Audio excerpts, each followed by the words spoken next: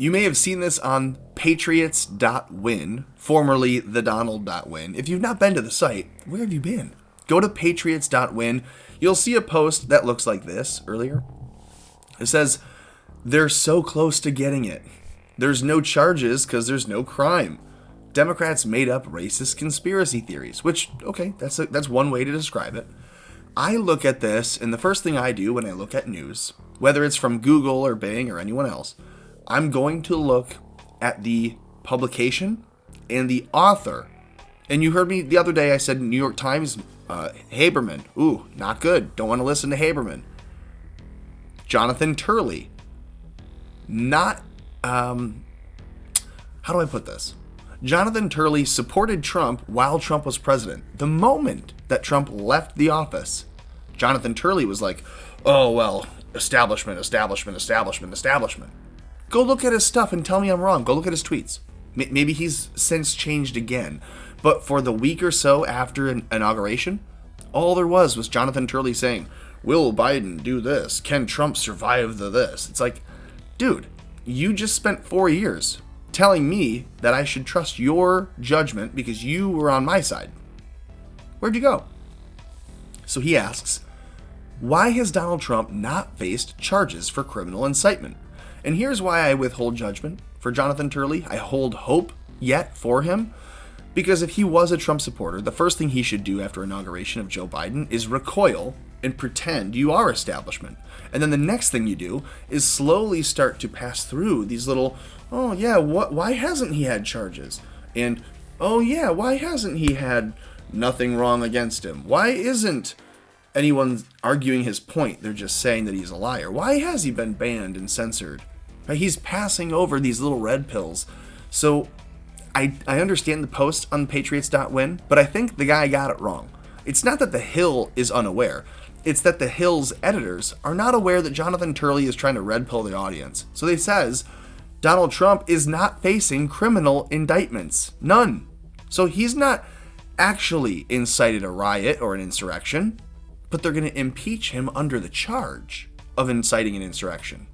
We don't need to read the article. We know they're charging him with incitement of an insurrection because the 14th Amendment would make it so that he could not hold office again if they could find him guilty because of the insurrection piece.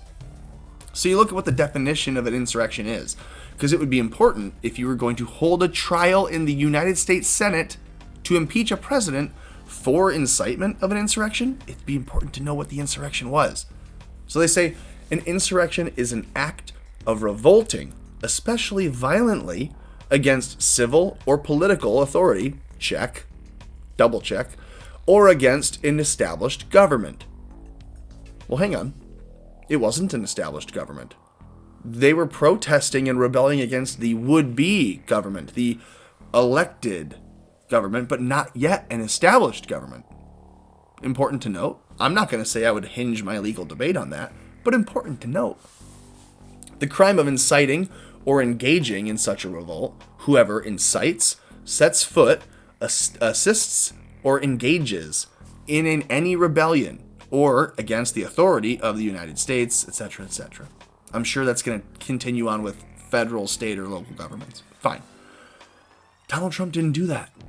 He didn't. You can look at the speech and say, yeah, he riled people up. He was telling them to go protest, said to go peacefully make your voices heard. He said, fight hard or you're not going to have a country. He did not say what Ted Wheeler said, which was, you have a right to what you're claiming. And I don't have the direct quote in front of me. I apologize. But he didn't go out and join the protesters like Ted Wheeler. Ted Wheeler in Portland, the mayor, he went out and joined Antifa and BLM rioters when they were attacking a federal building. He went up to the fence, the fence that protects the federal building. He was at the fence. So he's at the front of the protest, the riot. That was an insurrection that lasted how many days? I think they protested for like 60 days straight in Portland. In Seattle, they took over 4 blocks. They called it the Chaz. That was an insurrection. These mayors that incited it and encouraged it and inflamed it on social media and in person, like Ted Wheeler, they are guilty of what they're saying Trump did. But again, we know the left projects everything they're guilty of onto you to say that you're guilty of it. Because the worst thing that anyone can do is say, when they're accused of something, say, no, that's you. Nuh-uh, that's you. But they want you to do that when they accuse you of what they're guilty of. So that when you say, no, you're doing that. No. That's not Republicans doing this. That's you. The Democrats that are guilty of incitement of insurrection. They'll say, oh, yeah, right. You're just going to accuse us of what you do? Yeah, please. We just called you that. Get a new one. Be more original. That's what they'll do. Donald Trump didn't go out and say, if you see people a part of Biden's cabinet, go out and harass them and assault them. Create a crowd and push back on them. That's a call to action. That is Maxine Waters saying, go get a mob and then physically touch people in the opposing cabinet. Now, you can say that that's not what she meant, but those are the words that she used. Donald Trump's words weren't go and incite a riot, go and storm the Capitol building and use physical force. He said, go make your voices peacefully heard. He didn't say go kick people, go be physically violent. Eric Holder, a former Attorney General for the United States under Obama, so we can't be exactly surprised when he negates Big Mike Obama's slogan of when they go low, we go high. Big Mike Obama says, when they go low, we go high, which honestly is an admirable statement if not coming from a first tranny. But unfortunately, instead you have Bill Holder kind of spinning that, Eric Holder, Bill Barr on my mind as attorney generals go that have done nothing.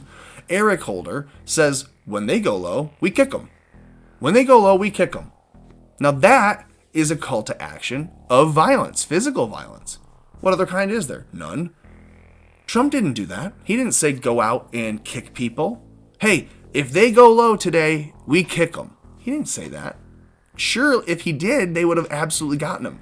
But no, Trump made his speech drag for more than an hour. He started it late and he dragged it on. And when it finished an hour and 12 minutes after it was supposed to have been done. And at that point, the Senate had already rejoined its conjoined dual committee hearing over the would-be contesting of the certification. I know that sounds like a lot. All I mean to say is Trump was speaking still when Pence screwed us all, and he was still speaking when people broke into the Capitol. So you can't say the 30-minute walk was done by people who heard him say, go make your voices peacefully heard. I know we're going to take a walk over to the Capitol in a couple minutes. He said that at the end. They didn't hear that because they were already in the building. They were already in the building when he said that. So I'll leave you with this. David Bannerman says, does peacefully make your voices heard? That's not the same as saying storm the Capitol. We need to be fair, whatever one's views. You can find this video from Raheem Kasim on Twitter, and I'll link it in the description. If you could, do me a giant favor, comment below, something, anything. Because right now, it looks like YouTube has updated its settings and its algorithms, so where if a video gets a ton of comments, it will be more likely to be recommended to its subscribers and its otherwise common viewers. Right now, we're seeing fewer and fewer views with more and more subs. That doesn't make any sense. So help me with that if you would. Comment below. Just something to try to boost that number. Give it a like, share it if you could somewhere. That'd be cool. Subscribe to the channel on Odyssey, Rumble, BitChute, YouTube, Gab. And then if you're doing those things, you're doing everything else that I can think of to keep America afloat.